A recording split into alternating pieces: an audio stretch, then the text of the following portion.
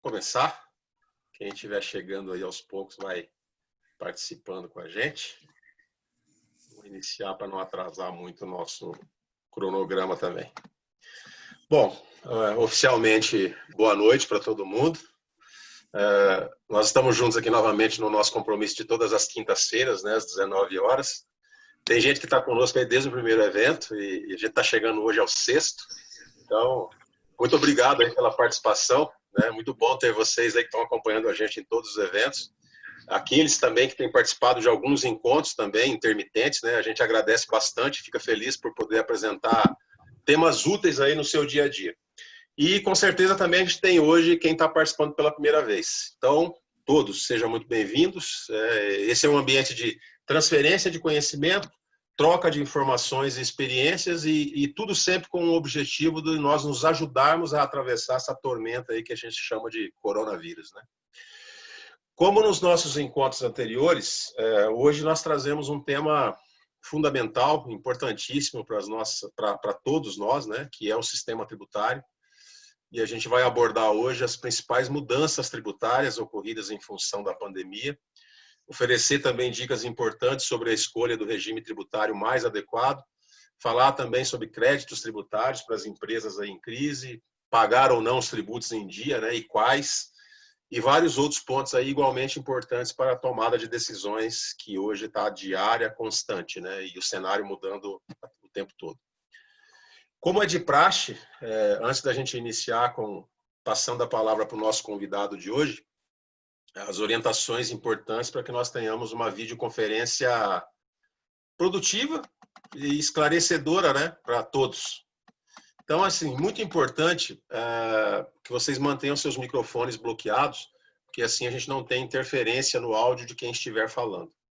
Porque a gente está num regime aqui de videoconferência complicado, a gente tem aí quase 40 pessoas já conectadas, então, de repente, um microfone que está aberto aí atrapalha quem está fazendo a apresentação ou até fazendo algum comentário no momento.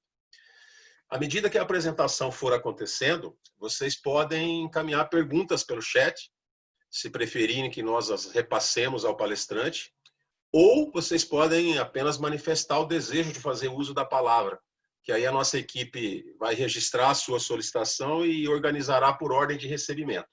Ao término da apresentação, nós iremos liberando as perguntas seguindo a ordem que nós tivemos nesse recebimento. Para quem não está acostumado com a ferramenta, quando se você estiver no computador, obviamente, quando você mexer no cursorzinho, ali embaixo aparece alguns recursos, dentre eles está o chat, né? O chat, que você clica ali e aí você pode digitar a sua pergunta ou apenas, como eu falei, manifestar que quer fazer uma pergunta e a gente libera depois, no final, o microfone para você falar também.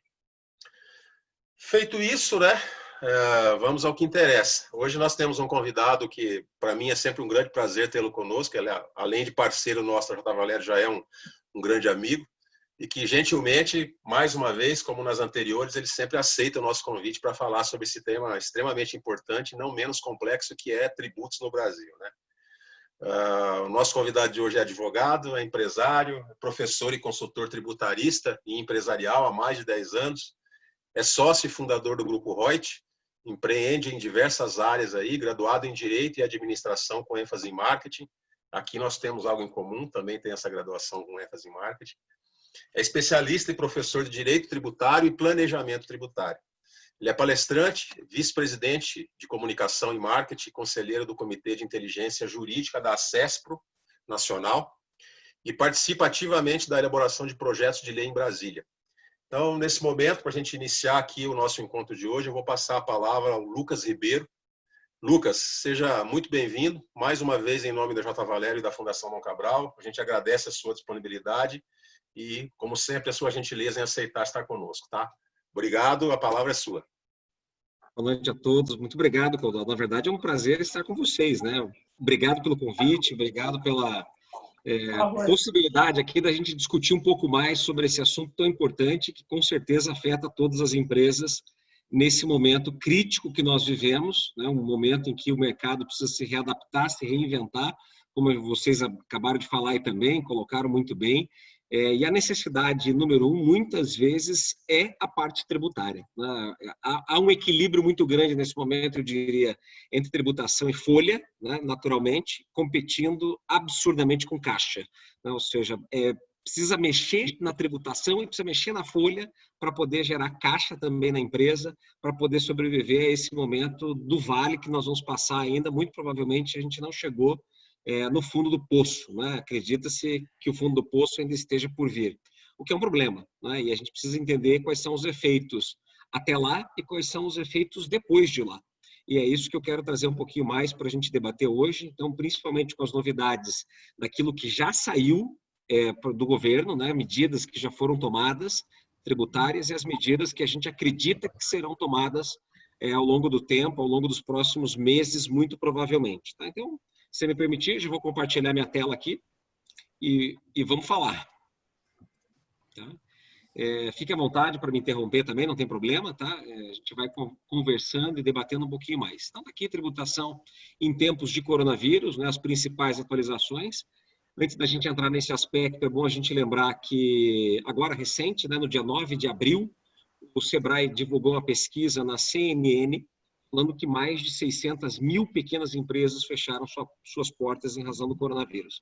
Além disso, além dessas 600 mil empresas fecharem as portas, 9 milhões de funcionários foram demitidos. Veja, essa informação, primeiro, nós precisamos confirmá-la. Isso só será possível quando sair a atualização do CAGED no próximo mês, né, para sabermos se são 9 milhões, ou se são 5, ou se são 12, ou se são 15 milhões de desempregados já.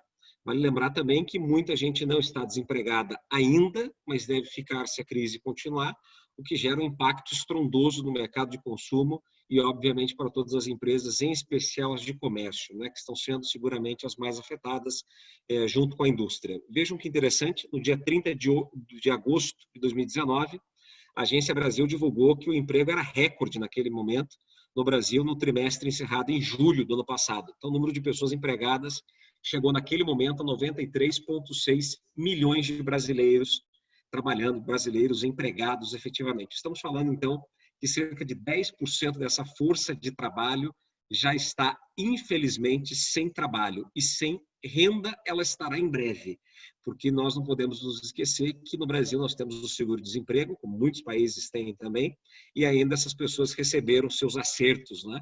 E elas estão, então, com um pequeno caixa para aguentar 2, 3, 4 meses, talvez, as suas atividades, mantendo a sua alimentação no mínimo, né? Mantendo o vestimento dos seus filhos e assim por diante. Então, o caos aqui que a gente pode atingir, ele preocupa demais. E isso depende prioritariamente das questões de saúde, ou seja, qual é o momento, efetivamente, em que nós sairemos desta quarentena, em que nós sairemos da paralisação. Isso ninguém sabe responder. Eu não sou da área de saúde, também não pretendo responder, né, e nem comentar sobre isso, porque não nos cabe. Então, meu foco aqui hoje é tributário e vamos lá. Medidas tributárias que saíram na esfera federal em razão do coronavírus, então medidas importantes do governo. Foi o adiamento do pagamento do PIS, da COFINS e também do INSS, a cota patronal, então não aquela parte do trabalhador, mas a parte da empresa, e da CPRB, ou seja, aqueles 20% sobre a folha e os 4,5% sobre a folha para uma parte das empresas que tributam aqui em regime normal. Para as empresas do Simples Nacional, está em outra linha aqui, já vou mostrar para vocês. Além disso, tivemos uma redução de contribuições ao Sistema S em 50%. Não sei, para não quebrar o Sistema S, inclusive, né? Porque senão eles vão ficar absolutamente sem renda, sem receita, porque também não conseguem gerar receita nesse momento a partir das suas atividades. O Sistema S está em discussão no Judiciário, vale lembrar, já tem alguns movimentos importantes, inclusive no STF, discutindo a sua constitucionalidade. Além disso, também se discute no Judiciário, isso já nos tribunais, em relação ao limite da incidência desse percentual do Sistema S. Nós temos casos aqui, inclusive, de vitórias, de ganhos no Poder Judiciário em relação à limitação a 20 salários mínimos daquilo que se tributa, então, de terceiros sobre a folha. Muito bem, o item 3 é o adiamento no recolhimento do FGTS, importante também, obviamente, né? Isso foi necessário para ajudar a amparar as empresas, para que elas pudessem fazer caixa, a suspensão de processo de cobrança da dívida ativa da União e a não exclusão por 90 dias de inadimplentes. Isso aqui é tema na PGFN, a Procuradoria-Geral da Fazenda Nacional. Então, para quem deve, se você ficasse lá 3 meses, né, com os seus valores, seus parcelamentos em aberto, você seria excluído da condição do refis, da condição do seu parcelamento ordinário. E isto não acontecerá por 90 dias. Muito bem. O problema é que, acabados os 90 dias, se você estiver com 90 dias em aberto, você será excluído. Ou seja, o risco é muito grande de quem aqui aproveitar deste benefício, aspas, para fazer caixa no momento em que cessarem os 90 dias, se nada for feito no governo, e se esse benefício não for prolongado, infelizmente nós teremos muitas empresas que perderão os seus benefícios, perderão os seus parcelamentos, e aí sim terá uma dívida talvez impagável. Tá? Isso é muito importante que vocês considerem e fiquem atentos. A prorrogação é bom usar, mas é bom usar com cautela. Né? A prorrogação no prazo de validade das certidões negativas, então CND e a CEPEND também, que na verdade isso aqui nos leva a, principalmente aqueles que participam de licitações, a quem tem eventualmente acesso a crédito aos bancos públicos, BNDES, BRDE, esses bancos em geral, até Caixa Econômica e Banco do Brasil, exigem que você esteja em dia com as suas condições, suas obrigações tributárias. Então, você precisa ter a CND. Né? Então, o que se fez nessa medida do governo foi prorrogar os seus vencimentos, prorrogar os seus prazos de validade. Okay? Depois, nós temos no item 6 aqui a dedução pela empresa do repasse das contribuições à Previdência Social, referentes aos 15 primeiros dias de afastamento do empregado contaminado pela Covid-19. É bom, né? Isso ajuda as empresas, obviamente, esse dinheiro sai do caixa do governo. A redução da Selic de 4,25% para 3,75%. Vale lembrar que isso é bom, né? Primeiro porque incentiva os investimentos no Brasil, ou seja, faz com que as empresas, os investidores não queiram deixar o seu dinheiro parado, né? Mas movimentem esse recurso para gerar a partir dele mais resultado. Importante também a gente destacar é que não recolher tributos nos leva a uma multa de 20%, né? E além disso, juros de 1% ao mês mais a Selic. Então, o fato da Selic ter sido reduzida e deve reduzir mais, a ponto eventualmente da gente ter juros reais negativos lá no Brasil, se é que já não estamos com eles ou próximo deles, isso nos leva a uma condição que talvez seja muito positiva, né? Você conseguir fazer na sua empresa, às vezes, protelar IRPJ, protelar CSLL, tributos que tirariam recursos do seu caixa, ou que você teria que buscar dinheiro num banco privado e pagar uma taxa de juros superior a essa. Então, é um ponto de atenção e pode ser uma estratégia financeira e tributária para muita gente. Depois, nós temos no item 8 aqui a questão da tarifa zero de IOF em operações de crédito por 90 dias, muito positivo também, não é? Para quem precisa acessar o crédito com os bancos, e muita gente está precisando nesse momento para poder superar a crise, fatalmente teria esse recolhimento ainda do IOF, que agora foi reduzido e é um montante importante. Né? São bilhões de reais que o fisco deixa de arrecadar.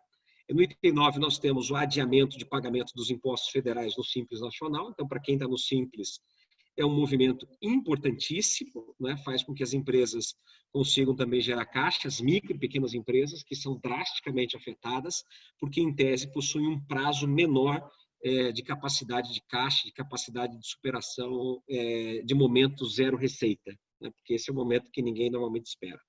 E, por fim, o adiamento do prazo para apresentação de DEFIS e da ZN, CIMEI, referentes a 2019, que são obrigações acessórias importantes e que oneram burocraticamente as micro e pequenas empresas. Para as médias e para as grandes empresas, aquelas empresas, então, que estão em regime normal, não estão no Simples Nacional, nós só tivemos o adiamento das DCTF, né? Ou seja, é pouco ainda. As entidades, principalmente do setor contábil, estão se mobilizando para buscar com o governo também um prazo maior para a entrega desses benefícios. Eu não trouxe aqui nada relacionado nem a parte de folha e nem a parte de pessoa física, que foge do nosso tema de hoje, mas vale lembrar que a declaração do imposto de renda pessoa física também foi adiada. Em seguida, temos as medidas tributárias no estado do Paraná. Eu me concentrei aqui no Paraná, sabendo que a maioria de vocês está aqui, né? Suas empresas estão no Paraná. Então, vamos lá, prorrogação do ICMS próprio, o ICMS-ST e o DIFAL para as empresas do Simples Nacional. De março, abril e maio foram postergados para junho, julho e agosto. Então, é um benefício, de novo, para tentar resguardar, para tentar gerar um mínimo de sobrevivência para as micro e pequenas empresas, que torna, por outro lado, um grande desafio para as médias e para as grandes empresas. Primeiro, porque são colocadas em situação de desigualdade, porque o fato da empresa não estar no Simples Nacional não significa que ela seja grande, não significa que ela tenha caixa. Então, o Simples Nacional, para mim, né, neste caso, como tributarista, digo a vocês que é um grande engodo, é uma grande inconstitucionalidade o Simples Nacional, e é por isso que o Paulo Guedes quer acabar ou quer mudar completamente o Simples Nacional no Brasil, porque ele coloca as empresas numa situação de profunda desigualdade. Quer dizer, em todos os países sérios ou minimamente sérios no mundo, a micro e pequena empresa ela é incentivada cortando-se os tributos sobre os seus lucros, para que quando ela tenha resultado ela possa reinvestir, e cortando os tributos sobre a sua folha, para que ela possa, em tese, errar mais e contratar mais pessoas, ter mais fôlego para gerar empregos. É para isso que normalmente se faz medidas tributárias de apoio à micro e pequena empresa nesses outros países. Mas os tributos sobre o consumo, os tributos tidos como indiretos, estes permanecem os mesmos, porque eles fazem distinção entre os consumidores. São os clientes que pagam pelos tributos indiretos, enquanto as empresas pagam seus tributos diretos. E isto é que nós fizemos uma grande jabuticaba no Brasil com o Simples Nacional, colocando todos os tributos dentro de um mesmo balaio. E é por isso que é vergonhoso o nosso sistema tributário. Se não bastasse ser péssimo e caro, ainda é desonesto e injusto. Tá? Então, está aí um parêntese de desabafo. Depois, temos o Estado do Paraná suspendeu por 60 dias os prazos recursais de defesa dos interessados nos processos administrativos e por 30 dias também o acesso aos autos dos processos físicos. Isso dá um fôlego também para aquelas empresas que tinham dívidas e estavam sendo cobradas pelo Estado. Elas têm aí 2 meses de fôlego para poder sobreviver. E que vem depois disso, né? Esse é o grande problema que a gente não sabe ainda. No item 3, ICMS Paraná, o Estado ainda instituiu força-tarefa para análise de todos os pedidos de habilitação de créditos registrados no Siscred até 31/12 de 2019, ou seja, muitas empresas elas fizeram pedido desses créditos, empresas exportadoras, por exemplo, né, que geram muito crédito em razão das suas saídas não tributadas, né, que são imunes nesse caso. Então, aquelas empresas que têm faturamento até 100 milhões de reais, elas estão com prazo de até 60 dias depois da distribuição do processo para ter esses créditos homologados. As empresas com faturamento superior a 100 e até 250 milhões, 90 dias para ter os créditos homologados e 250 milhões, 120 dias. Então, isso é muito bom também para que essas empresas façam uso desses créditos e possam enfrentar com um pouquinho mais de qualidade no seu caixa a crise. Por fim, no Estado do Paraná, ele estabeleceu até 31/12 de 2022 o crédito presumido na saída interna de cerveja, chopp artesanal produzido por estabelecimento industrial enquadrado como micro cervejaria. Isso foi agora, no dia 16/4, o que nos permite, então, beber uma cerveja de qualidade por um preço menor. Eu não sei até onde isso faz sentido, mas é muito positivo para as micro cervejarias, sim. Nós, inclusive, temos clientes nesse cenário que foram aí beneficiados. É bom por um lado, mas deixa de atender a muitos outros segmentos que também precisam e talvez precise até mais do que este setor. Futurologia, né? Esse é um movimento muito desafiador da gente aqui fazer apostas, né? E interpretações do que vai acontecer no Brasil e do que vai acontecer com esse movimento tributário que está por vir. Então, eu trouxe aqui as mais recentes para vocês. O primeiro deles é o empréstimo compulsório, algo que nos assusta bastante, causa medo em muita gente, e vejam que já existe um projeto de lei complementar, que é o projeto de lei 34 de 2020, acabou de sair, tá? Esse projeto foi apresentado no dia 23 de março de 2020, já em razão do Covid-19, ou seja, provocado pela pandemia, um empréstimo compulsório para fazer o Brasil gerar caixa, né? Ou seja, o governo agora vai precisar de dinheiro. Da onde ele vai tirar esse dinheiro? Existem várias fontes de recursos, de possibilidades para que o governo faça caixa para poder injetar dinheiro na economia, como os R$600 que ele colocou para as pessoas físicas e para os meios, né? Para quem seria o empréstimo compulsório? Para as pessoas jurídicas no Brasil, com patrimônio líquido, PL, patrimônio líquido igual ou superior a R$1 bilhão. Ou seja, alguns de nós não seríamos atingidos pelo empréstimo compulsório, né? Mas grandes empresas, principalmente, sim, né? Porque você tem um patrimônio líquido superior a 1 bi. E como é que seria essa tributação do empréstimo compulsório? Seriam 10% do lucro líquido apurado nos últimos 12 meses anteriores. Uma aberração inconstitucional nisto, mas o fato é isso que está escrito lá neste projeto de lei complementar que traz o empréstimo compulsório. Vale lembrar que o governo tem ainda outras fontes possíveis para a geração de receita que não a inserção de tributos, né? Por exemplo, ele repatriar dólares, reservas de capital que estão no exterior. Nós mantemos hoje no exterior cerca de 350, 360 bilhões de dólares. O recomendável pelo FMI seriam 250 bilhões, o que nos dá aí pelo menos 100, 150 bilhões potenciais de dólares a serem repatriados. Com o dólar a 5,50, nós estamos falando de bastante dinheiro que pode ser trazido para o Brasil nesse momento, tá? Então, isso é importante, nós temos em mente. Além disso, há outras fontes. Vale lembrar como imprimir dinheiro, né? Isso também é possível, dada uma inflação baixíssima que temos no Brasil. Pouco tem se falado sobre isso, mas é uma possibilidade. Não podemos descartá-la. Depois, nós temos a tributação sobre grandes fortunas, que muito já se falou, né? O Brasil já já é uma figurinha carimbada em relação a este tema há muito tempo. Nós temos um projeto de lei também recente, apresentado agora, dia 17 de abril de 2020, é o projeto de lei complementar 103, e ele traz a instituição também do Imposto sobre Grandes Fortunas, que é o IGF, sobre patrimônios de pessoas físicas e patrimônio de pessoas jurídicas no Brasil. Então, mesmo que eu seja uma pessoa jurídica estrangeira, com sede no exterior, mas eu detenho um patrimônio, um bem ou um direito no Brasil, eu estou aqui amparado para ter a incidência do IGF. Como é que ele funcionaria? Ele funciona assim, de 20 a 50 milhões a parcela do seu patrimônio.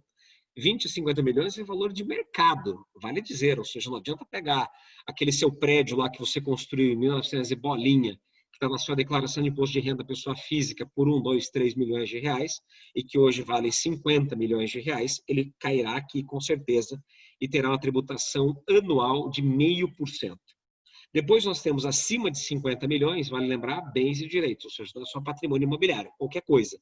Avião, helicóptero, jet ski, casa, apartamento, cotas sociais de empresa, tudo que você tiver compõe o seu universo patrimonial. E o que estiver, então, acima da parcela de 50 milhões, você teria 2% de tributação, ok? Ainda, item 3, a tributação sobre dividendos. Esta é que nós mais devemos nos preocupar, não é? É muito perigosa esta tributação sobre dividendos, em especial porque no Brasil nós tributamos muito pesado o lucro. Ou seja, uma empresa hoje, quando tem resultado positivo das suas atividades, ela tributa até 34%. Essa tributação é seguramente uma das mais altas do mundo, né? Tributação sobre o lucro. Porque lucro e dividendos são fatos geradores distintos, não confundam. Tem muita gente já falando bobagem, dizendo que seria uma bitributação ou um bis em idem, não é? Já vi de tudo, né? 2 aberrações, inclusive, na mesma frase. Mas o fato é que nós podemos sim ter essa incidência, como já tivemos no passado. Ela ganhou isenção em 1995, por uma mudança legal, que concedeu esse direito, então, da gente não tributar o que é distribuído aos sócios. Mas eu vou dar um exemplo rápido a vocês de que no Paraguai, assim como vários outros países, mas vamos pegar o Paraguai, que é um patinho feio aí da América Latina, para a gente usar como referência. E nesse caso, uma referência positiva. Vejam só. No Brasil, então, nós tivemos lucro, pagamos até 34%. No Paraguai, quando a empresa tem lucro, ela paga 10%. Quando ela distribui esse lucro para o sócio, ela paga mais 5%. Ou seja, temos um total de 15%. Fazendo, então, com que o empresário ele não queira distribuir lucro. Ele queira usar o seu lucro para reinvestir na própria empresa e, assim, ele economiza 5%. se ele não gastar em carro, em jet ski, em barco, em iate, não é? em cavalos, ele reinveste na empresa, gera emprego, gera inovação e assim por diante, isso é positivo para a empresa, para a economia, para o mercado, para a geração de empregos, etc, etc. Pois bem, e esta empresa, então, além desses 15%, se ela distribuir esses lucros para o exterior, ela tributa mais 15%. Quer dizer, eu quero também desincentivar que o dinheiro saia do país. E aí, nesta remessa ao exterior, aí sim, compondo uma carga tributária total sobre o lucro, como nós teríamos no Brasil, de 30%, e não 34%. Então, isso seria muito razoável nós termos também no Brasil. Seria nós tributarmos os lucros da empresa em 15%, hipoteticamente, ou em 19%, hipoteticamente, e colocarmos outros 15% na tributação da distribuição desse lucro quando ele vai para os seus sócios, desincentivando a distribuição de lucros, o que é bastante inteligente. Né? Mas não é isso que está se propondo. Importante dizer. Então, nós temos hoje 3 projetos de lei que querem revogar a isenção. E revogar a isenção é um problema muito sério, porque há um projeto de lei aqui, este de 2019, que é o 2015 aqui, o 2015 no caso, 2015, como vocês quiserem chamar. Este projeto de lei, ele prevê que a incidência se daria em relação aos lucros apurados desde 2016, o que é uma grande aberração, né? Porque nós não podemos instituir tributos no mesmo exercício. É dizer, esse tributo só poderia sofrer incidência em 2021, não em 2020. Mas por se tratar de isenção e não de criação de um novo tributo, esses projetos de lei estão tentando fazer esta passagem neste momento, inclusive tributando de forma retroativa. Que, de novo, insisto, é uma vergonha, né? Não deveria, o deputado que propõe isso deveria ter vergonha de fazer, né? Mas é fato que temos, está lá escrito, posto este projeto de lei e que tributa 15% sobre os lucros e dividendos recebidos de pessoa jurídica. Então, é o imposto de renda retido na fonte. Além dos 34% que a sua empresa tributou, são mais 15% na hora de remetê-los aos sócios. Muito caro. Né? Estamos falando de pagar praticamente 50% dos lucros, metade do que uma empresa gera de resultado iria para o fisco. Uma verdadeira aberração. Isto também vale destacar que não teria incidência apenas para as empresas do lucro real, muito importante. Pretende-se, nos 3 projetos de lei hoje em pauta, tributar a distribuição de lucros de todos os regimes tributários. Então, teríamos Simples Nacional, lucro presumido e lucro real no momento de distribuir os seus lucros aos sócios, 15% retido na fonte. Isso geraria uma arrecadação de 60 bilhões de reais para o governo, muito menos do que repatriar, além de expulsar muitas empresas do Brasil, torná-las muito mais ineficientes, tirar dinheiro da economia, gerar desemprego, gerar perdas muito expressivas para o nosso país. Sinceramente, eu não aposto e não acredito que, com o governo que temos hoje, nenhuma dessas medidas ganhe força. Eu não acredito. Mas nós precisamos saber que elas existem, nós precisamos saber que há muitos movimentos no Congresso hoje para que elas avancem, inclusive. Então, é papel nosso do setor empresarial se unir, né, brigarmos com as nossas entidades associativas para que nenhum desses projetos ganhe, voz e ganhe força no Congresso Nacional. Ainda, vamos pela frente, né? Possivelmente um refis e incentivos, né? Claro, porque à medida em que as empresas acumulam dívidas, porque muitas não vão conseguir pagar os seus tributos, mesmo com os incentivos e com a geração de caixa que o governo está tentando fazer a elas, vale lembrar aqui também algo muito importante, né? A maior parte das medidas endividam as empresas, fazem com que elas busquem crédito, né? E um crédito que não é barato. Na maior parte das vezes é um crédito caro, o que incentiva, o que torna muito positivo o resultado para os bancos, mas não para as empresas, né? Porque elas vão se endividar e na volta da crise elas terão uma margem menor e uma venda menor. Muito provavelmente as pessoas vão comprar menos. Se eu tenho mais gente desempregada, eu tenho menos mercado consumidor. E aí eu tenho empresas mais endividadas. Não faz o menor sentido. Ou seja, nós vamos levar essas empresas ao buraco de forma mais rápida. Então o governo ele vai precisar reorganizar o sistema em breve. Eu acredito bastante que teremos um refis ainda neste ano, ali por novembro ou dezembro, ou no pior cenário, em janeiro, no primeiro trimestre de 2021. Será necessário, sim, um refis muito positivo para as empresas. E há várias estratégias vinculadas ao refis.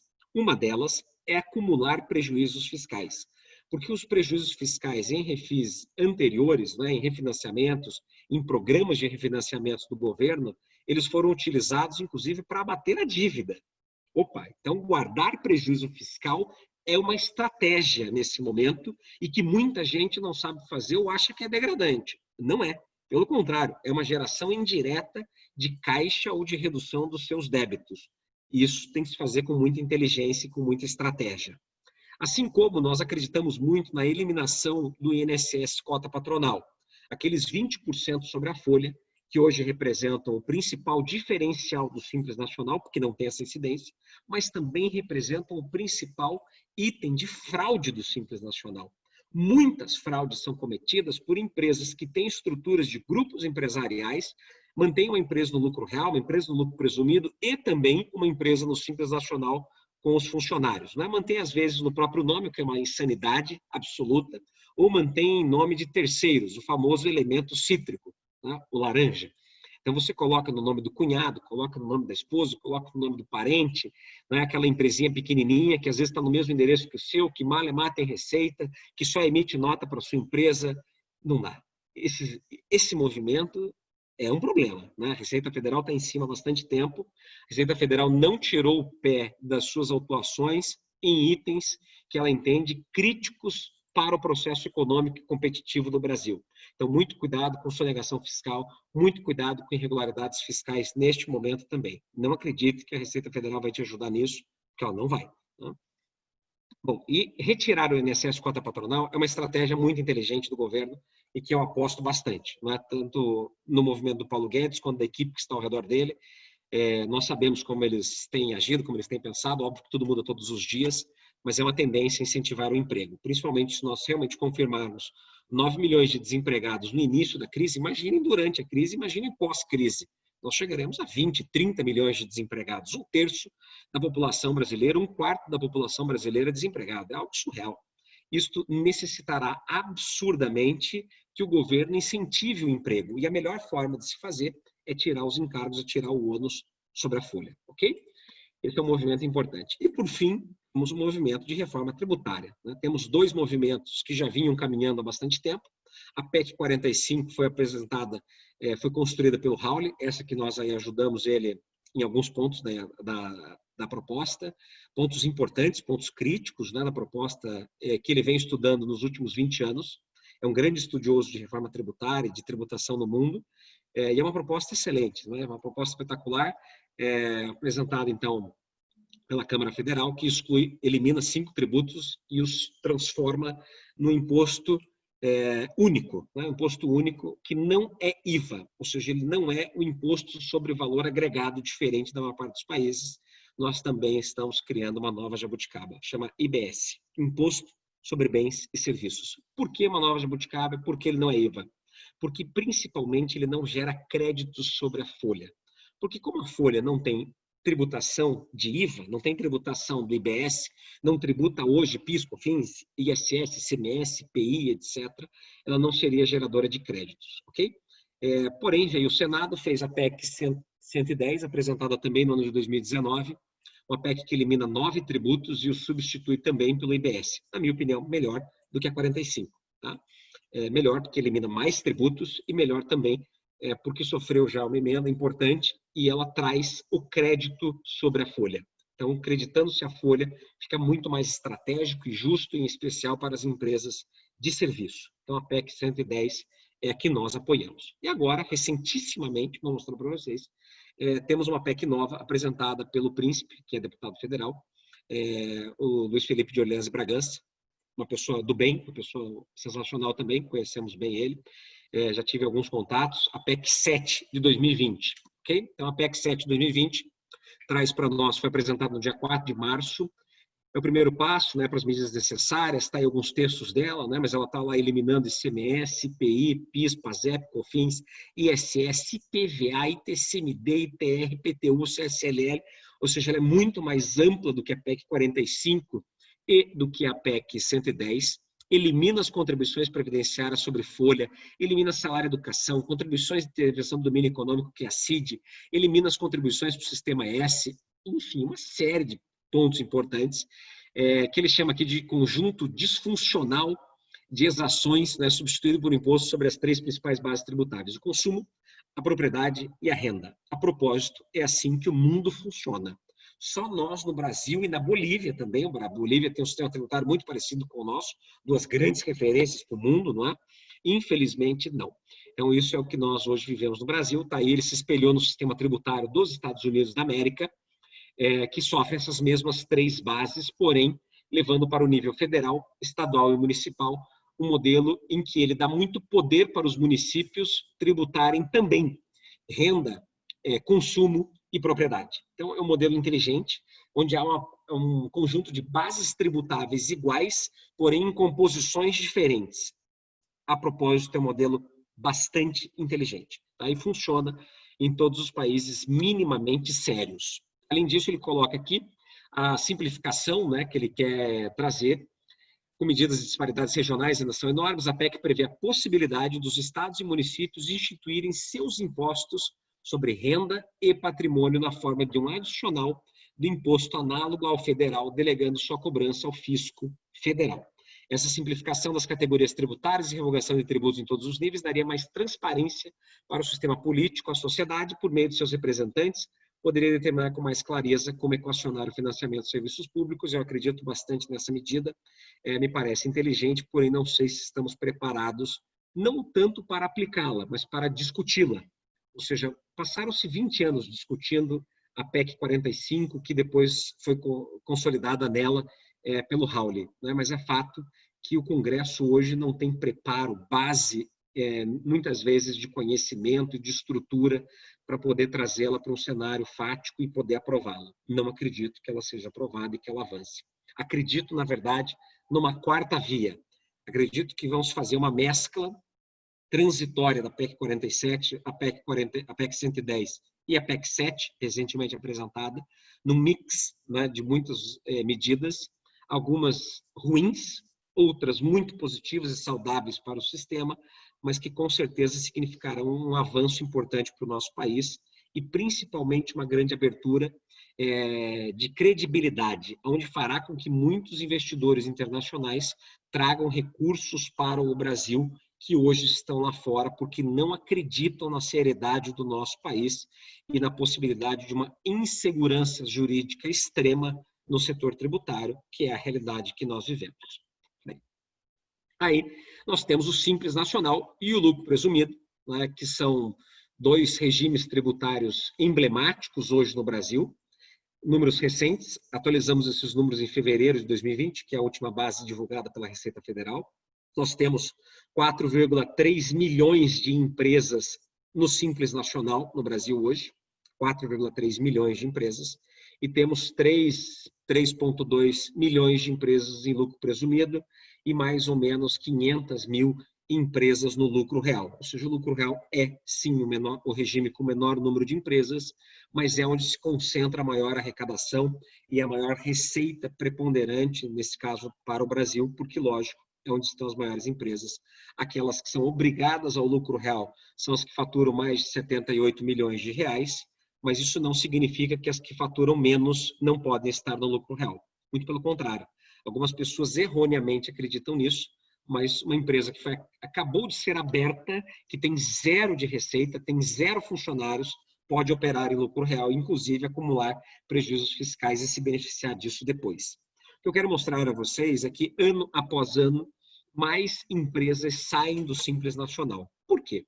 Porque o Simples Nacional, cada vez, ele se mostra menos eficiente, ele se mostra menos vantajoso, porque o Simples Nacional nada mais é do que uma grande presunção.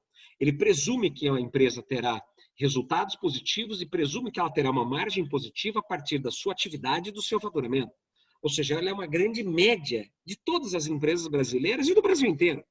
O que significa dizer que, às vezes, você tem uma empresa que é do mesmo segmento, né? Vamos lá, um consultório odontológico que está em Curitiba, pressupõe-se que ele tem o mesmo resultado, a mesma margem, o mesmo lucro, a mesma estrutura, o mesmo nível de pessoas que um consultório odontológico que está, sei lá, no Ceará, né, que está lá em Fortaleza, por exemplo.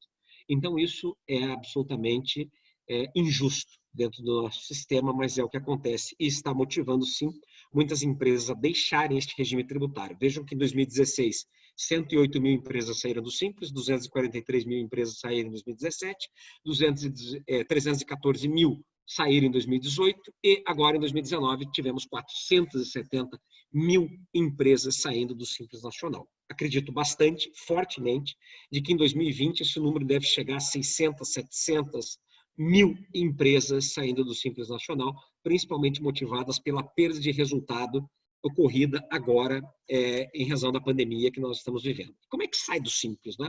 Você que está do outro lado deve estar se perguntando, putz, mas eu já fiz o Simples Nacional, escolhi isso em dezembro. Em janeiro eu já estava tributando no Simples, fevereiro eu tributei no Simples, março eu tributei no Simples. E aí? Como é que eu faço agora para sair desse regime tributário que neste momento pode estar penalizando a minha empresa porque tem uma tributação sobre receita que é muito superior à que eu tributaria sobre resultado no lucro real? Pois é, todos os movimentos precisam ser reestudados agora. Um planejamento tributário é absolutamente necessário em qualquer empresa, de qualquer segmento, de qualquer porte, em razão do momento em que vivemos. E sair do Simples é possível, sim. Se você tiver uma sócia, pessoa jurídica, você vai lá e abre uma hold, abre uma outra empresa e coloca como sócia dessa sua empresa que está no Simples Nacional, obrigatoriamente ela tem que sair do Simples no mês subsequente. Aí você vai dizer, mas isso é uma fraude, porque eu não pretendia abrir essa empresa assim. Se de fato você fizer isso com o único objetivo de sair do Simples Nacional, isso é um abuso um abuso do direito que você estará cometendo. Neste caso, obviamente, tem que ter uma justificativa muito plausível para compor esta nova empresa familiar, por exemplo, uma administradora de bens, que passe a ser dona da sua empresa no Simples Nacional, e com isso ela sai do Simples no mês subsequente. Depois, nós temos a atividade de holding. Se você for lá e adicionar a atividade de holding na sua empresa do Simples Nacional, que está tributando pelo Simples Nacional, obrigatoriamente, no mês subsequente também ela tem que passar a apurar os seus tributos ou pelo lucro real ou pelo lucro presumido, e aí você pode fazer essa escolha. Tá?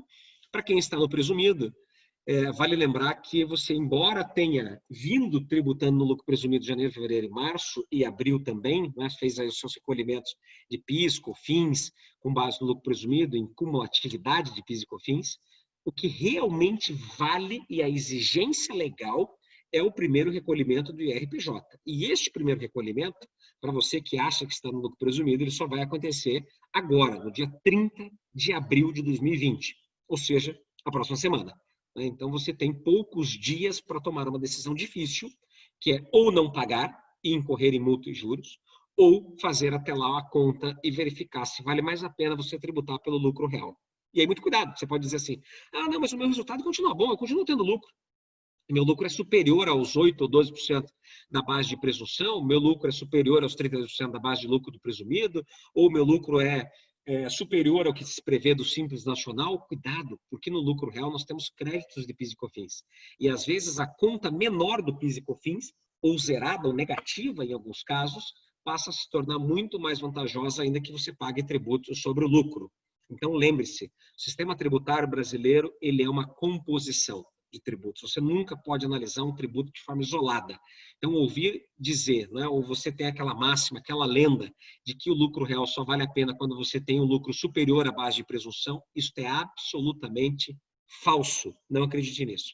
Aquela outra lenda dizendo que o lucro real é o regime mais fiscalizado, absolutamente falso. Isso era verdadeiro quando a Receita Federal tinha fiscais na rua e ela precisava bater na porta da sua casa para poder, da sua empresa, para poder fiscalizar. É lógico que ela escolhia as empresas que tinham um resultado maior e isso fatalmente combinava com a escolha por empresas de lucro real. Hoje isso não é mais verdadeiro. Isso é sistêmico. Todas as suas obrigações acessórias entregam todos os seus números todos os dias ou todo mês, no mínimo. Né? Isso faz, então, com que a Receita conheça todo o seu cenário, o cenário de todos os seus concorrentes, de todos os seus amigos, parceiros de negócios dentro da sistemática. E isto, obviamente, faz com que ela possa te autuar em qualquer tempo, independente do seu regime tributário. Então, não acreditem nessa máxima de que o lucro real é mais fiscalizado, ele não é.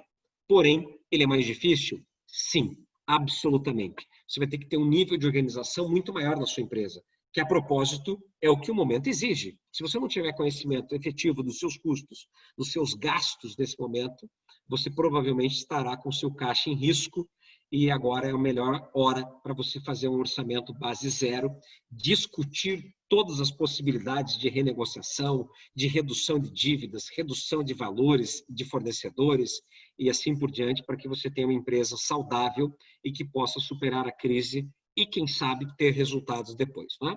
Então, lembre-se, 30/4 é o prazo que você tem de recolhimento. Ah, mas eu já paguei tudo no lucro presumido. Sim, você pode fazer uma redarf de PIS e COFINS, está lá previsto na IN 672, se você for migrar para o real.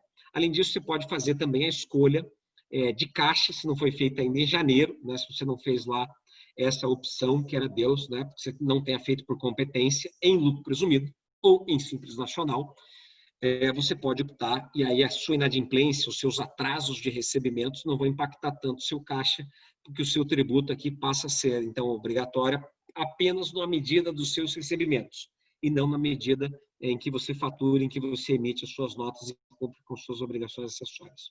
Ok? Pessoal, eu estou indo rápido aqui, né? Então, vamos entender aí como é que vocês estão, se tem alguma dúvida, tem algum ponto aí que vocês queiram trazer para nós, fiquem à vontade, eu estou falando rápido aqui, estou acelerando, porque temos bastante conteúdo, mas fiquem à vontade para falar, ok? Temos a redução, então, no lucro real, né? Pontos importantes, pontos de atenção, pontos de benefício, redução de margens e lucros, né? Com aproveitamento de prejuízos, isso é muito importante. Né? O que é essa redução de margens e lucros? Muito provavelmente você vai ter um resultado menor em 2020. Ah, mas eu tinha um orçamento incrível, que ia ter muito lucro, e aí eu fui para o presumido, eu fui para o simples, eu previ uma estratégia assim, assado, não vale mais. Né? Você tem que recalcular isso, porque muito provável a tua margem deve cair, o seu lucro deve cair, senão virá um prejuízo.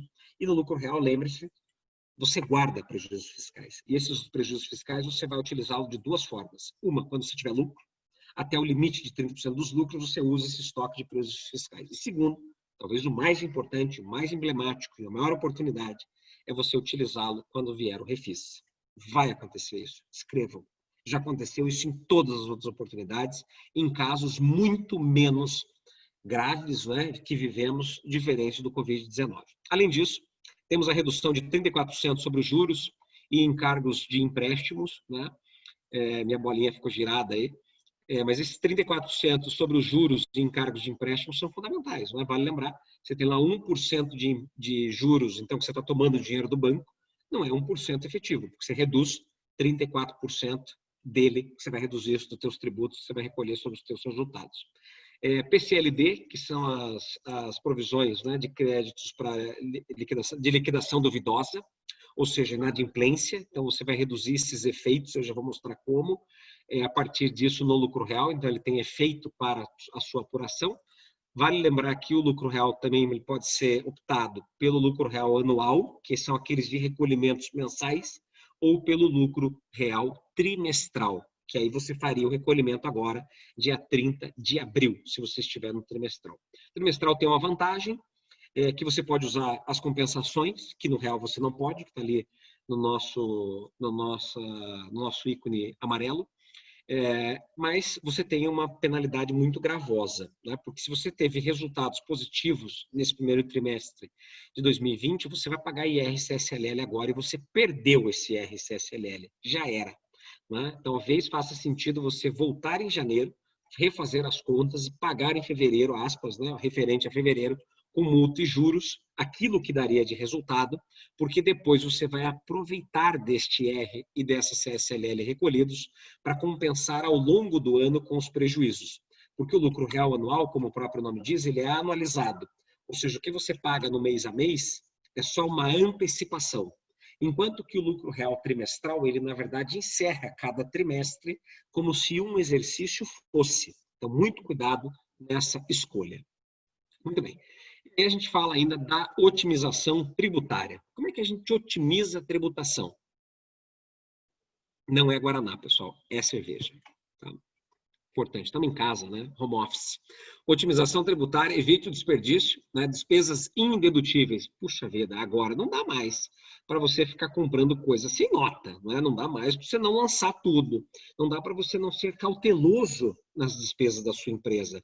Tem que pegar a nota sim, e tudo em nome, né, do seu CNPJ, da sua empresa, para não ter problema de glosas depois do fisco. Não acreditem que o fisco vai ser bonzinho sempre. Se ele deixa você passar cometendo irregularidades nesse momento, nesse ano, no próximo, no outro, mas lembre-se, o fisco tem 5 anos para nos cobrar. Então é muito temerário a gente agir de maneira incorreta. Imóveis na empresa operacional.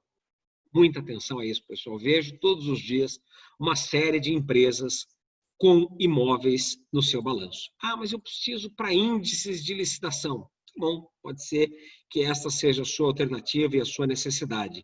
Mas é importante que você tire o quanto antes esses bens da pessoa jurídica. Primeiro, porque eles estão lá provavelmente já depreciados, ou seja, fiscalmente você já os aproveitou 100%, e se você levasse eles através de uma cisão parcial para uma administradora de bens em lucro presumido, essa empresa faria a locação desse bem para a sua empresa, então, no lucro real, gerando dedutibilidade dos 34% sobre esse resultado que você gerou na empresa de locação de bens imóveis, ok? Além da própria segurança, que é importante nesse momento. Ninguém sabe o dia de amanhã, ninguém sabe o efeito da crise e pode ser que a sua empresa seja uma das, infelizmente, mais prejudicadas pela crise, tenha que se socorrer de uma recuperação judicial ou mesmo de uma falência. E isso significará a perda dos seus ativos, a perda dos seus bens. Lembrando que se você os retirar da sua empresa agora, antes desse problema todo ser ocasionado, provocado, ocorrido, né, você está salvaguardado, levando isso para uma empresa e doando eventualmente as cotas para os seus herdeiros, que é uma estratégia bastante inteligente e bastante, absolutamente, né, corrigindo, lícita. Absolutamente lícita. Remuneração dos sócios. Né? Nós, então, podemos remunerar os sócios de várias maneiras. Juros sobre capital próprio, prolabore e lucros. Então, você distribui lucros, a gente já falou sobre eles, pode ser que eles venham a ser tributados, a distribuição desses lucros. O juros sobre capital próprio é um benefício absurdo, onde a gente ganha até 19%, já vou falar um pouquinho mais sobre ele. E temos ainda a questão do prolabore, que pode ser caro para a sua empresa, que tributa de 7,5% a 27,5% na pessoa física. Entradas que não são receitas, mais do que nunca, muito cuidado com elas. Aqueles reembolsos ou aquelas receitas que são de terceiros, mas que passam pela sua empresa, elas não devem ser tributadas. Elas não transitam pelas contas de resultado, contabilmente falando. Elas transitam pelas contas patrimoniais, ativo e passivo, e isso não gera tributação. Muito importante isso. E vemos todos os dias, infelizmente, empresas tributando errado neste item. Enfim, ainda antes do fim, né, a revisão dos aspectos societários, né? Muita atenção a eles, pessoal. É na crise, é na dificuldade financeira que casais se separam, e assim não é diferente nas empresas. A probabilidade de você viver nos próximos dias, nos próximos meses, nos próximos anos, conflitos societários na sua empresa é grande. E não me chame de pessimista, não é isso, é sermos realistas, é sermos preventivos. Vamos nos preparar sempre para o pior. Não sejam empresários negligentes que deixam para resolver os problemas na última hora ou quando os problemas já chegaram. Ajam sempre com precaução, né? De forma preventiva e não corretiva, ok? Então, a revisão de aspectos societários são importantíssimas, um acordo de cotistas, um acordo de acionistas, eventualmente uma transformação em SA de capital fechado. No passado acreditava-se, de verdade era, né? As SAs eram caras, as SAs de capital fechado. Hoje já barateou muito isso, é muito simples, você pode falar com o seu contador, pode falar com o seu advogado, né? Pode fazer isso às vezes de uma maneira rápida, promover uma segurança muito maior, não só para o seu patrimônio, mas principalmente para a continuidade da sua empresa. Considere que nos outros países, nos países minimamente sérios, como eu gosto de dizer, 99% das empresas são SAs de capital fechado. É apenas no Brasil que há esta inversão, onde nós temos 99% das empresas limitadas e não SAs de capital fechado, que são, então, as sociedades anônimas, são sociedades de capitais, sociedade de dinheiro, enquanto a sociedade limitada é uma sociedade baseada no affect societas, ou seja, uma sociedade de pessoas. Pessoas morrem, pessoas brigam, pessoas casam, pessoas se separam, pessoas têm dificuldades financeiras. E aí, como é que resolve o problema na sua empresa se ela é uma sociedade de gente, não uma sociedade baseada em dinheiro, né? É por isso que nós temos uma mortalidade muito alta no Brasil, principalmente em relação a este fator societário, e muita gente não se atenta a ele. Deixa para se preocupar quando o problema bater a porta. E aí sim, a implantação de benefícios fiscais. Que benefícios fiscais? São inúmeros benefícios, pessoal. Todos os dias nós revisamos empresas dos mais diversos segmentos e portes e sempre nós encontramos dinheiro nelas. Aí você vai dizer assim, mas é muito dinheiro? Não, às vezes a gente encontra 100 mil reais, mas também já encontramos 15, 20, 30 milhões de reais parados no fisco e, pasmem, o fisco devolve esse dinheiro, e eu vou mostrar isso para vocês, devolve na conta da sua empresa o dinheiro que você pagou a maior. E aí tem o clássico, né? Você vai olhar e vai dizer assim, mas o fisco vai me fiscalizar, ele vai bater na minha porta, ele vai achar ruim que eu fui lá pedir dinheiro. Não. Primeiro que o fisco não age com emoção, o fisco não está na creche, né? O fisco ele age baseado em sistemas e com uma estrutura muito séria, e é uma entidade absurdamente bem gerenciada, o fisco. Sim, o fisco é provavelmente um dos principais órgãos de governo no Brasil, sérios, né, e que agem de uma maneira, em regra geral, muito correta. E quando não é correta, é por uma questão de interpretação de pessoas que estão lá dentro, né? Então, vejo o fisco hoje brasileiro como uma entidade séria, responsável, cuidadosa e que sim paga os seus contribuintes, devolve aos seus contribuintes o dinheiro que é deles. Não há nada errado nisso. Pelo contrário, errado é você não pedir e quebrar a sua empresa. Podem ter certeza que não é esse o objetivo do fisco também. Pelo contrário. E temos então a subvenção de investimento, da Lei 12.973 de 2004. Temos o juro sobre o capital próprio, que eu comentei com vocês, uma redução de até 19%. Temos o PAT, que é o Programa de Alimentação do Trabalhador, da Lei 6.321. Temos a Empresa Cidadã, Vale Cultura, capacitação de pessoas, Lei Rouanet, continua. Lucro da exploração, está no Regulamento de Imposto de Renda. Temos a Lei do Bem, a Lei 11.196, ou seja, temos muitos aqui incentivos fiscais, benefícios importantes que a sua empresa pode usar e mais, que talvez a sua empresa possa reaver. Ou seja, você deixou de aplicar do passado, a gente retroage, retifica as suas obrigações acessórias, as suas apurações, reapura os seus tributos e aí sim reaver estes valores, muitas vezes na própria conta do contribuinte, ok?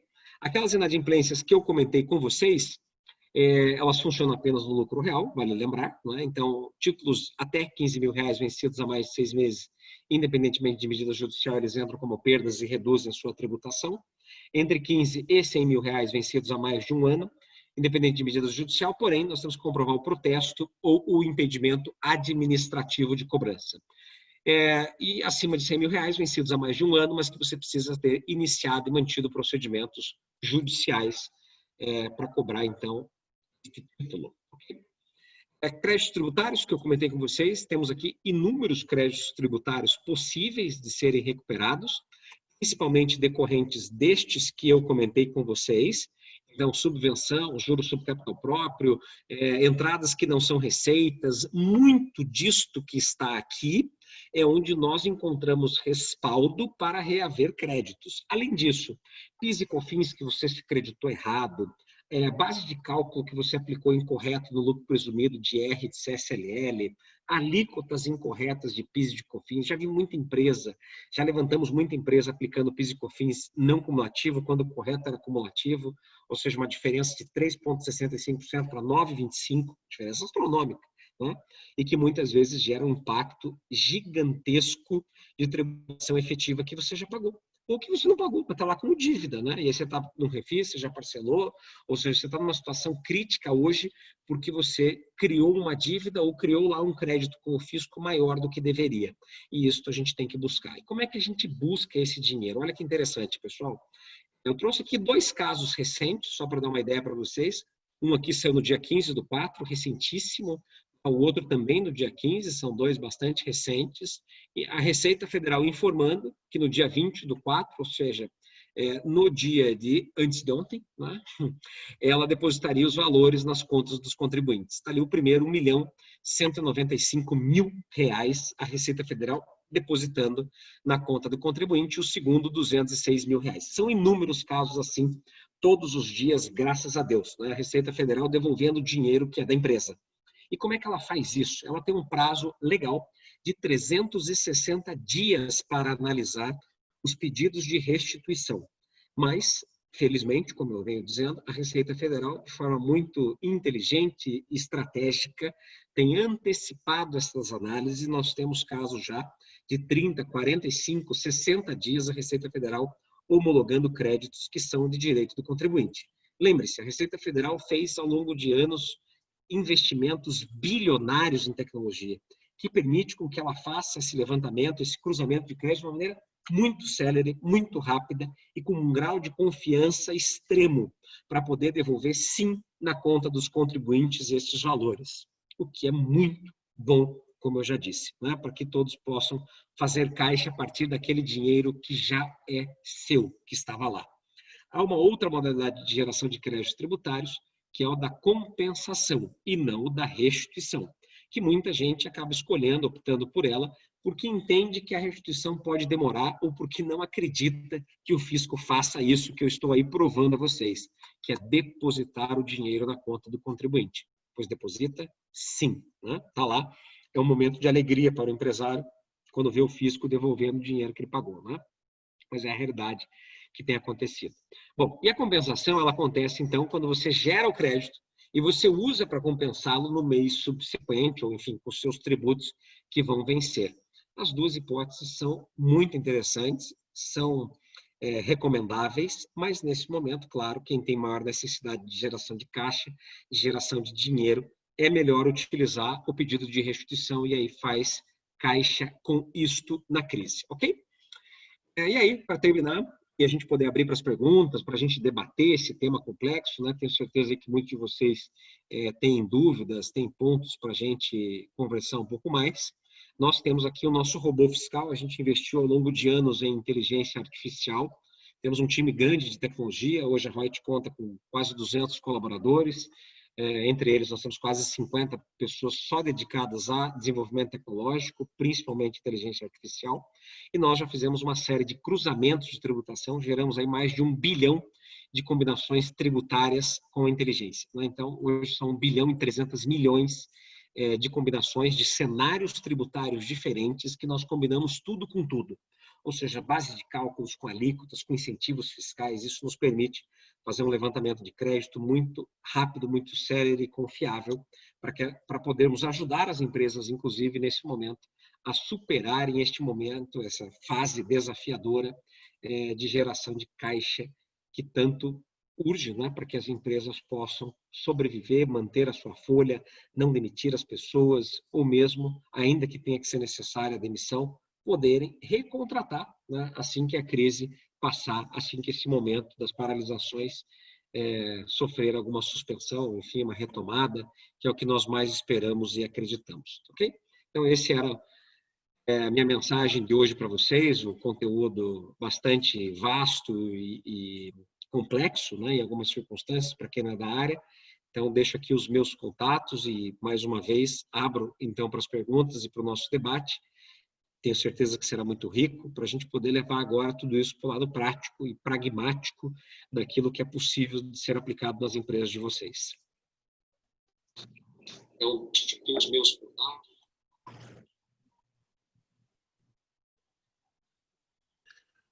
Obrigado, Lucas.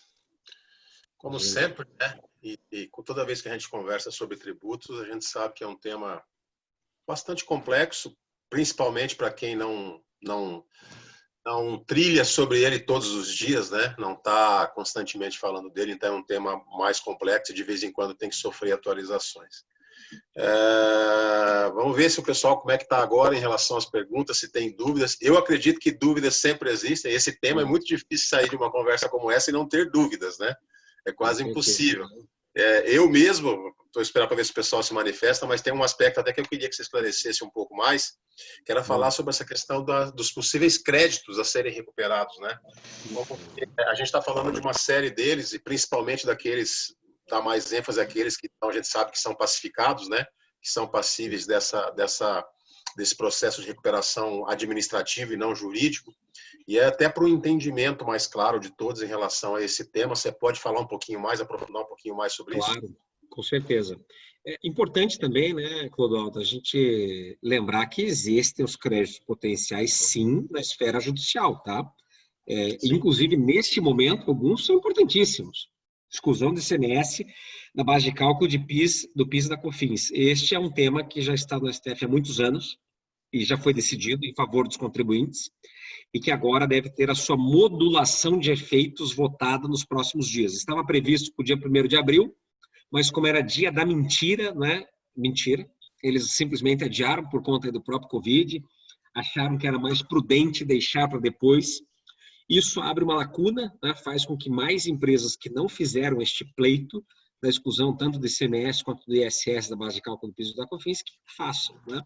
Isso é um pleito judicial praticamente de vitória certa, né? Garantidamente você vai ter muito sucesso, porque ele já teve seu julgamento. Ou seja, agora é só uma questão de modulação de efeitos, é determinar a partir de quando a lei realmente é considerada, a aplicação é considerada inconstitucional ou não.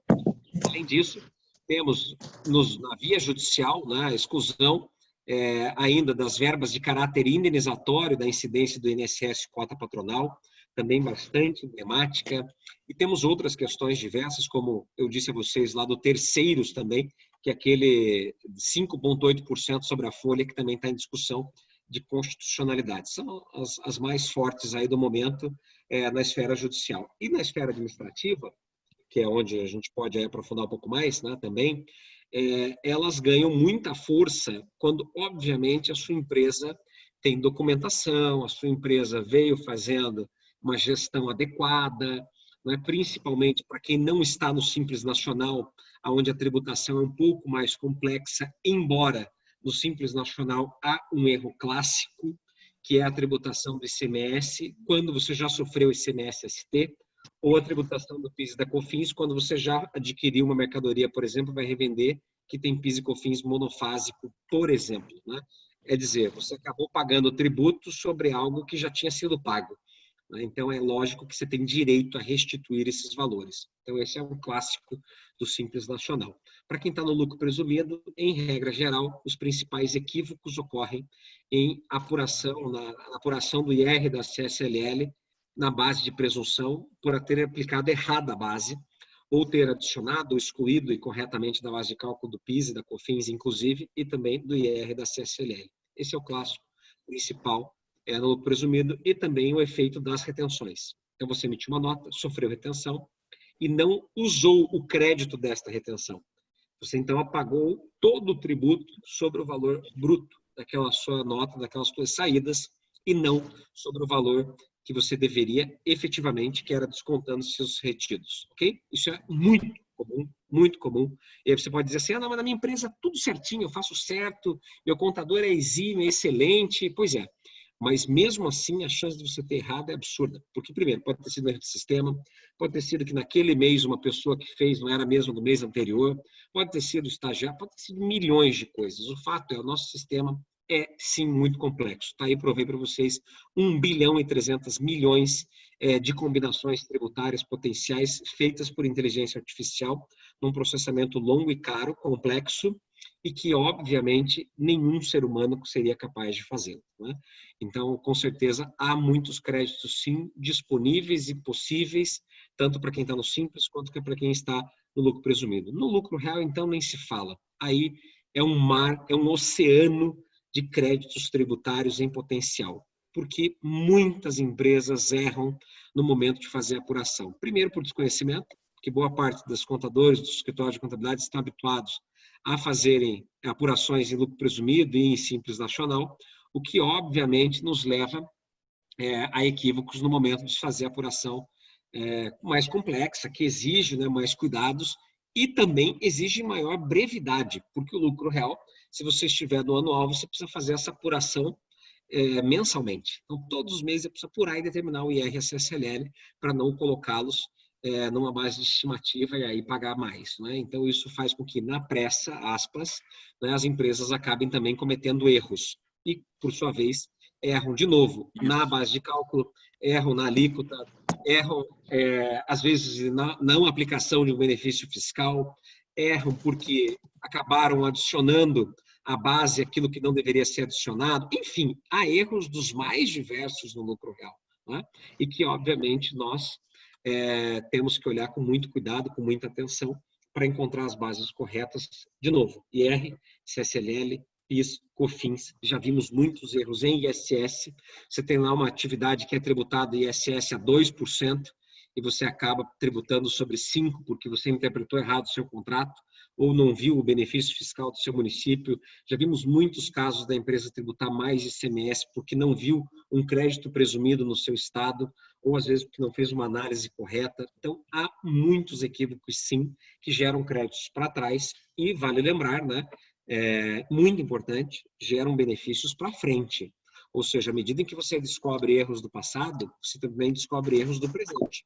E que você vem incorrendo nesses mesmos erros e que levariam você a uma tributação maior ao longo do ano 2020, 2021, 2022, 2023, 2024, 2025 e assim por diante, né? Então, você aprender, poder identificar estes erros o quanto antes, te coloca também numa situação de competitividade melhor e, lógico, com uma tributação menor, afetando menos o seu caixa, principalmente nesse momento. Temos aí uma pergunta, né, Clodoaldo, também? Recebemos uma pergunta aqui, é o Roberto, que é nosso, além de nosso amigo, é cliente lá da Eucatur, de Cascavel.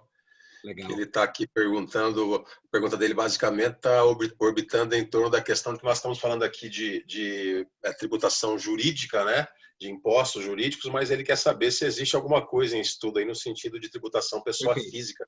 Ótimo, ótimo, ótimo. Aqui, de fato, a gente deu enfoque para a pessoa jurídica, né, que certamente é a mais afetada nesse momento, mas a pessoa jurídica também deve ser afetada, né, pelo imposto de renda da pessoa física, com uma revisão das alíquotas e das faixas. Isso deve acontecer nos próximos dias, com efeito para o próximo ano, obviamente, né? Não teremos efeitos agora, no próximo exercício, mas absolutamente estou convicto de que em 2021 nós teremos alíquotas e faixas diferentes do imposto de renda da pessoa física, com as menores faixas tributando menos, né, mais faixas de isenção, uma faixa maior de isenção, né, provavelmente chegando ali às vezes até os 5, 7, 8 mil reais de isenção de salário de renda mensal, né?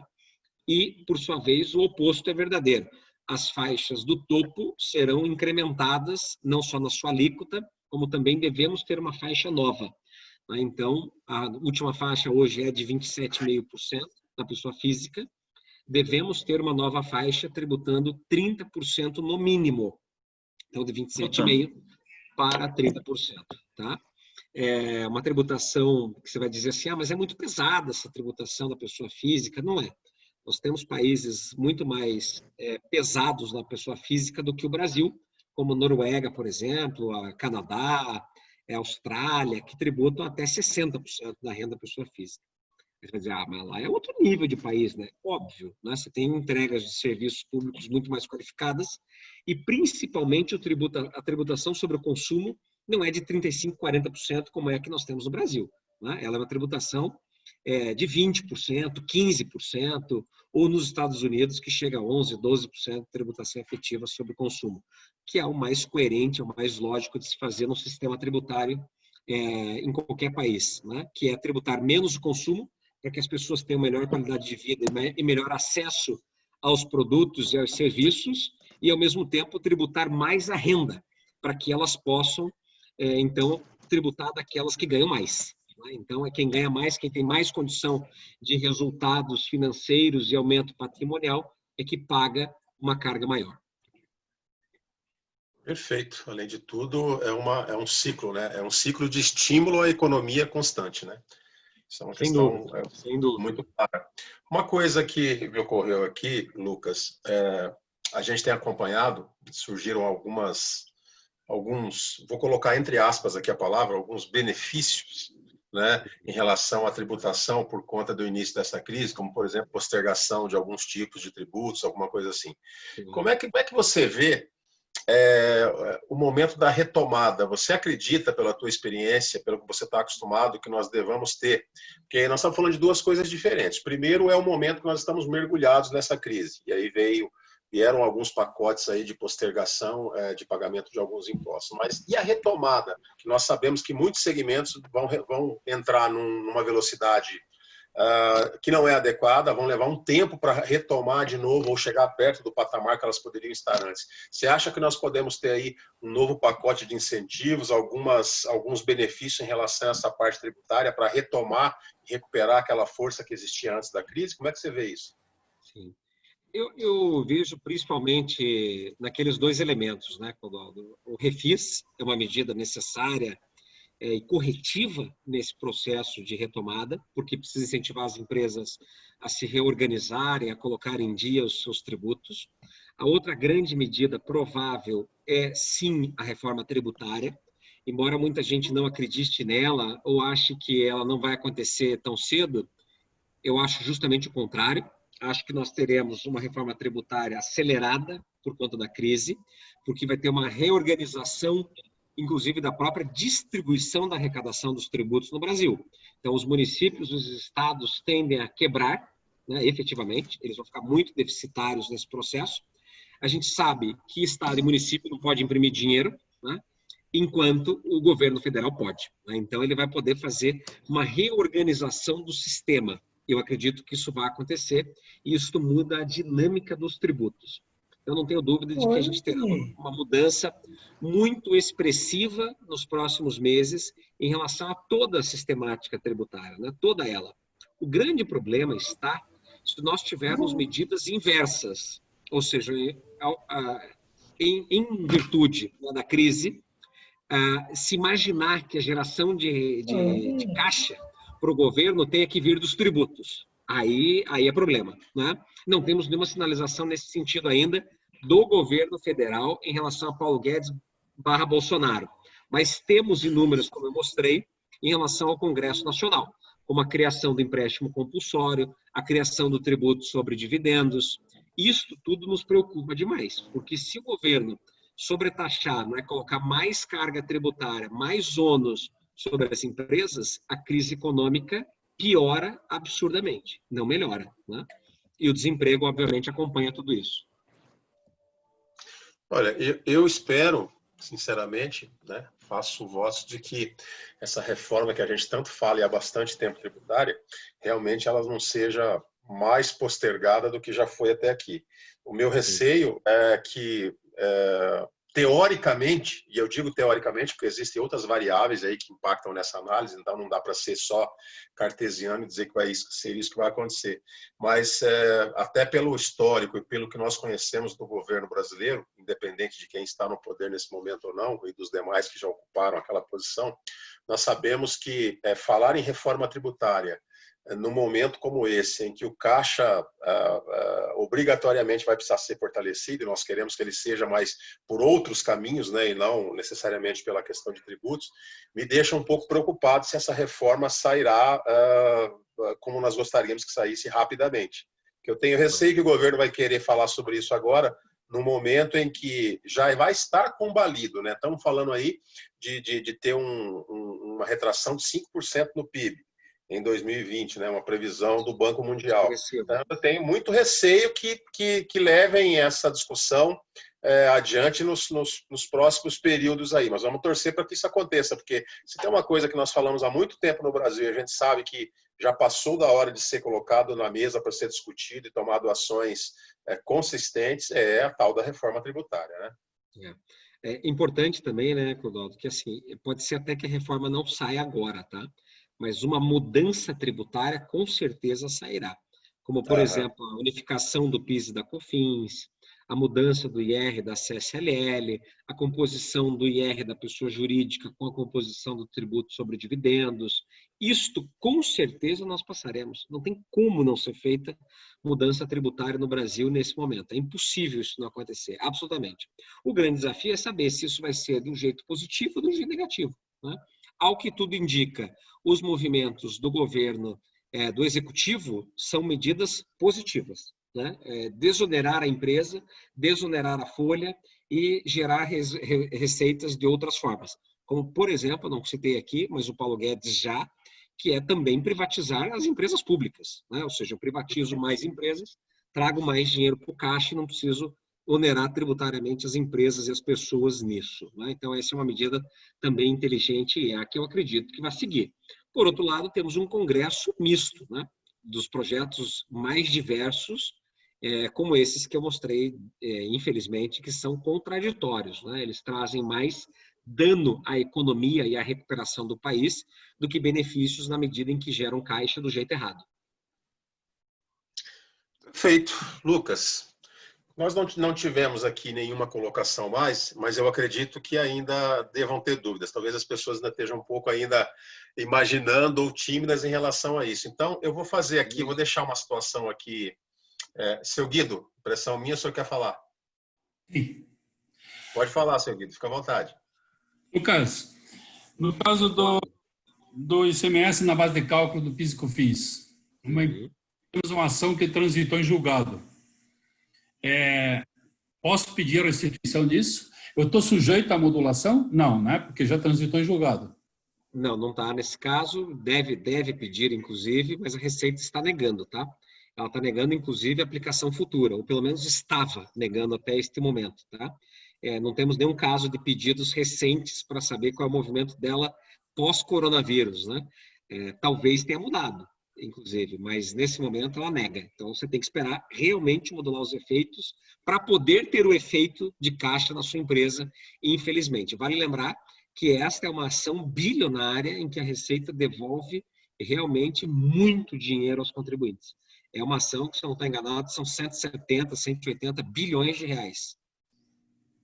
Porque ali tem dois casos. Tem o crédito do PIS/COFINS, nós não estamos podendo utilizar porque temos crédito em conta gráfica em função da exportação. E o INSS, eles não aceitam fazer a compensação, né? Apesar de ser receita de um lado. Sim, mas... sim. No seu caso, o ideal é judicializar, né? Tem que judicializar para poder sentir o novo movimento de pandemia, né? Como ver os juízes nesse momento e a própria Receita Federal com a situação crítica da crise, né?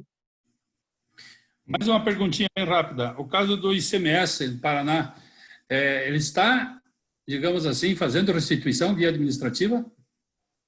O que ele está fazendo agora é a habilitação do crédito, né? Que eu mostrei ali no início. Habilita para negociar o crédito. Ele acelerou os prazos. Só isso, por enquanto. Ok. Já é bom, né? Já é melhor do que o que tinha antes. Sim, pelo menos tem prazo. No caso aqui, até 100 milhões é 60 dias que você falou, né? Já confirmo, mas acho que é isso mesmo. Uhum. Até 100 milhões, 60 dias. De 100 a 250, 90 e acima de 250, 120. Aí ele tem que se manifestar nesse período. Ele tem que se manifestar nesse período, obrigatoriamente. O que Já está acontecendo, tá?